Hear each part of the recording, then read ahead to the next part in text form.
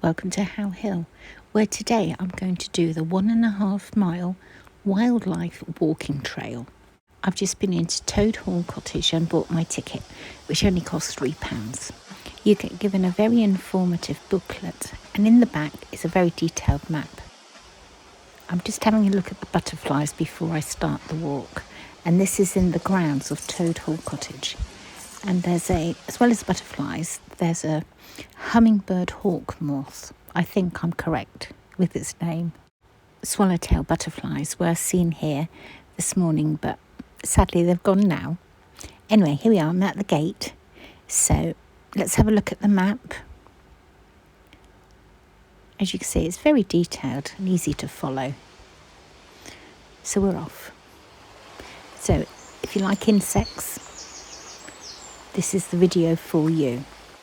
Looking across the reeds, you can see Boardman's Mill, which I did recently take you past in another video, and that's Clayrack Mill. Both are former wind pumps for the marshes. Just out of view is a man who appears to be catching butterflies, so obviously doing some sort of recording of which species are here. Along the route are little signposts, you can just see it ahead of me. Each one has a picture on it, and that picture is on the map so that you know you're going the right way. It's another hot summer's day today, but there is a gentle breeze just making it more bearable than it has been the last few days. I'm making my way towards the first stop, which is to a bird hide, looking out across a pond. I'm filming everything I see so you feel as though you're here as well. There's a giant cobweb here. I'm not sure what it is that's made it, but it's absolutely huge. I can see a bridge ahead, so perhaps this is where the bird hide is. Just before you enter the bird hide are the most beautiful foxgloves. Here we are, we've arrived. So let's open one of the hatches and look outside and see what we can see. The view is beautiful. As I say, it's a lovely hot summer's day, and at first I could only see a couple of ducks. But oh my goodness, I had no idea what else was here until I sat down and used my camera as binoculars. With a little bit of research, I discovered that this is an Emperor Dragonfly. Dragonflies start life as creatures living in the water. After a couple of years, they climb out of the water, their skin splits, and they fly away as creatures of the air. I'm not going to pretend I know everything about dragonflies and all the different insects, because I don't. There are so many, it's just impossible. But it's fascinating to watch them. And at first I thought there was just the one. And then I realised, well, no, one is all green and one is green and blue. And the pond is just a mass of dragonflies. It's the most amazing sight. I find dragonflies really difficult to film in flight, but that one seemed to turn out okay. The ducks are still here. They ignore the dragonflies. They're just doing their own thing. Isn't this just the most beautiful dragonfly you've ever seen? I was absolutely amazed to discover I'd been sat in the bird hide for an hour filming the dragonflies. That's how beautiful the sight was. Back out onto the path now, and let's have a look and see what else I saw along the way.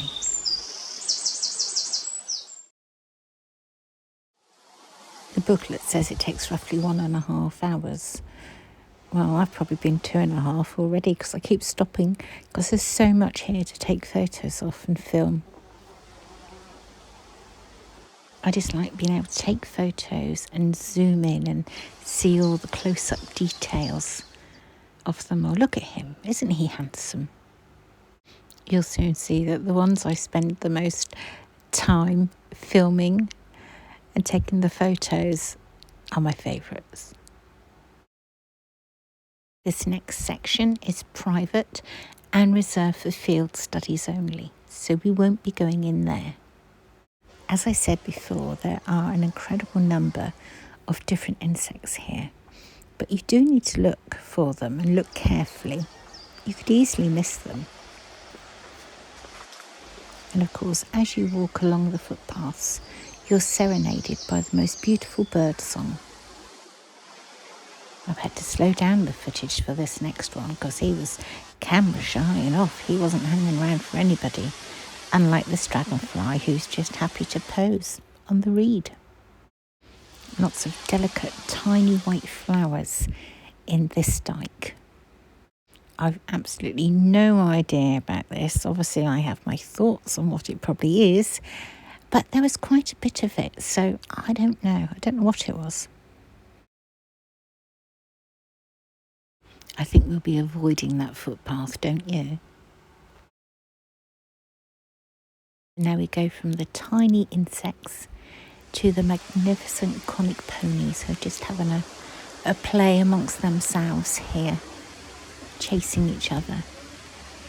Beautiful, beautiful ponies. When you're in this area, only this area where the ponies are, just be mindful of horseflies, because I did get a bite.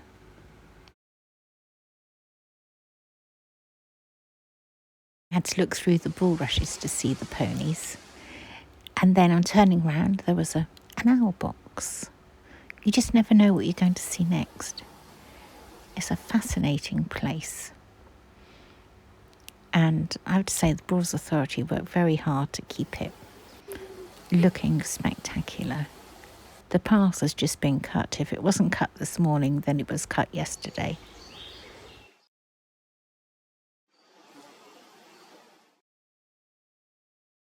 You never know what you're going to come across when you're walking around here. It is several years ago now, but I have actually walked around this site before, many years ago, as I say.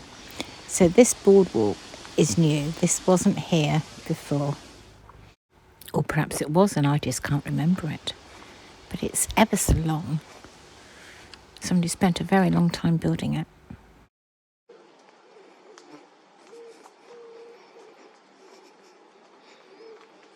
Not far from Crome Broad now. Is it Crome or Crome? One or the other. So let's go inside and see what there is on the Broad.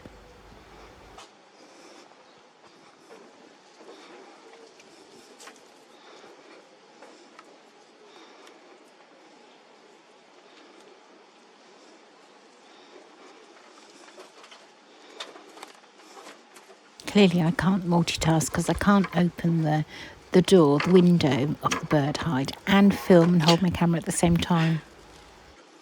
Hopefully you'll think it was worth the wait because it's absolutely stunning. Lots of white water lilies, a pair of swans with their signet and some more ducks.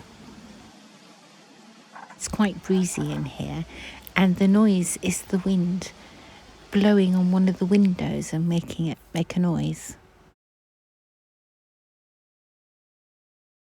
White water lilies will only grow in very clean water, flowering in the summer months. So to see them growing abundantly here is a sign of good water quality.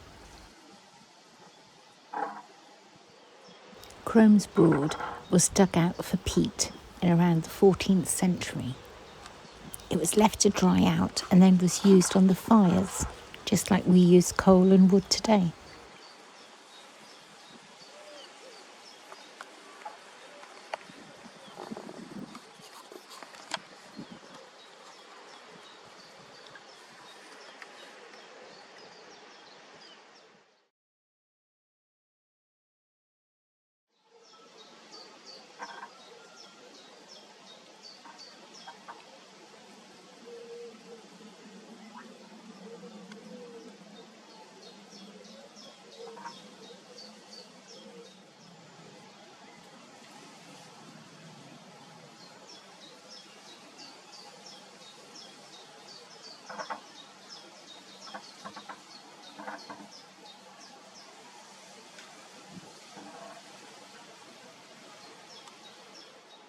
looking at the map, you can see where the red arrow is. That's where I started, and I've walked all the way up to the top, past the pool and past the ponies, along the top piece where I found most of the insects. And then I'm presently at Crome's Broad, and I've got to come back down and find something very interesting that's just been built, or so it seems. But we'll get to that in a little while. The new structure I just mentioned is right up there where that wooden platform is. So we haven't got much further to go. And there is a wooden post there that kingfishers like to settle on and look for fish. So do you think that hut might be something to do with it? The gate's locked, so you can't get in, and there's no sign. So I'm just guessing that something's going on. Maybe it's by invitation only. If you know, let me know, because you know I like to film anything that's new. Of course, it could be a little boat shed. Are they planning on doing trips round the Broad? So many questions without any answers. All the way back round where the ponies are, there was that sign saying there's a wasp's nest and you can't walk down there. So I just discovered a shortcut. Not that I'd want to cut any of the walk out, of course. Another private area just for field studies, which again is totally understandable. And I'm now at the end of the walk. There's a blackbird doing a fantastic bit of gardening. To get up through the woods is all uphill. But take your time, I'm not in any hurry. You can stop and look at the things to photograph along the way. But well done, everybody.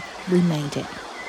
Should any of you wish to have a sit down, there's a bench there for you with a magnificent view down to the river.